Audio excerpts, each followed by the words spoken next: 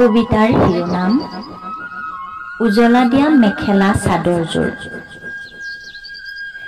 এইবেলি বহাগ বিহুত মই উজলা দিয়া কাপোৰ এসাজ পিন্ধিম। ৱাৰ্ড্ৰবৰ ওপৰৰ খুটালিত এলাগি হৈ পৰি থকা চাদৰ মেখেলাবোৰৰ মাজৰ পৰা এযোৰ বগা মাৰ্চাইজৰ কাপোৰ উলিয়াম।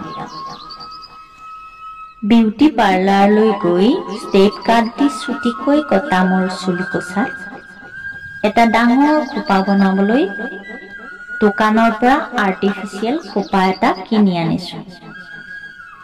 মাজত হেওতাটো ফালি ডাঙৰকৈ সেন্দুৰৰ ফুট এটা লওঁ বুলি ভাবিছো। খোপা ঢকাকৈ মূৰত উৰণিখন ললে মই দেখিবলৈ মোৰ মাৰ দৰে নহমনে বাৰু? মাৰ দৰে হবৰ বাবেইতো উজলা দি বগা কৰি লোৱা কাপোৰ সাজ গাত মেৰিয়াম বুলি ভাবিছো। সঁচাকৈ মাৰ দৰে হবৰ বাবেই উজলা দি বগা কৰি লোৱা কাপোৰ সাজ গাত মেৰিয়াম বুলি ভাবিছো। বিহুৰ দিনাখন সেই সাজযোৰে মোৰ মনৰ হেঁপাহ পূৰাব।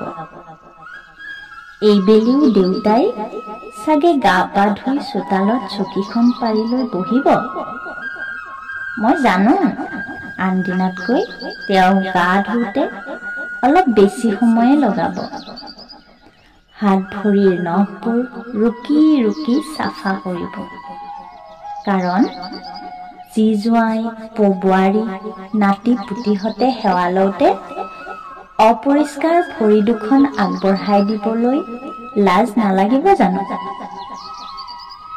দীঘল দীঘল উৰণি টানি গাঁৱৰ বোৱাৰীহঁতে ঘৰৰ কাম বন শেষ কৰি আমাৰ পদূলিমুখ পাবহি।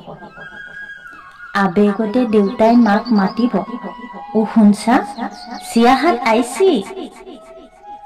মই পিছে দেউতাৰ সেই চিয়াহাতে দীঘলকৈ লোৱা উৰণিখন বিয়াৰ দিনাখনেই জিললো। তাৰ পিছত ব্যৱহাৰ কৰিবলৈ সুবিধাই পোৱা নাই। মাথো ফটো উঠাৰ সময়ত কেতিয়াবা ব্যৱহাৰ কৰোঁ। ভাল লাগিলেও কিবা লাজ লাজহে লাগে দেখোন। মনটো গাঁৱত, শৰীৰটো চহৰত থৈ দুই সন্ধিক্ষণত সময় কটাইছো। ইয়াত ঢেঁকী নাই, শালো নাই। তথাপি কিন্তু বহাগ নহাকৈ থকা নাই। তথাপি কিন্তু বহাগ নহাকৈ থকা নাই। বহাগক ভালকৈ আদৰিবলৈ আমাৰহে সময় নাই।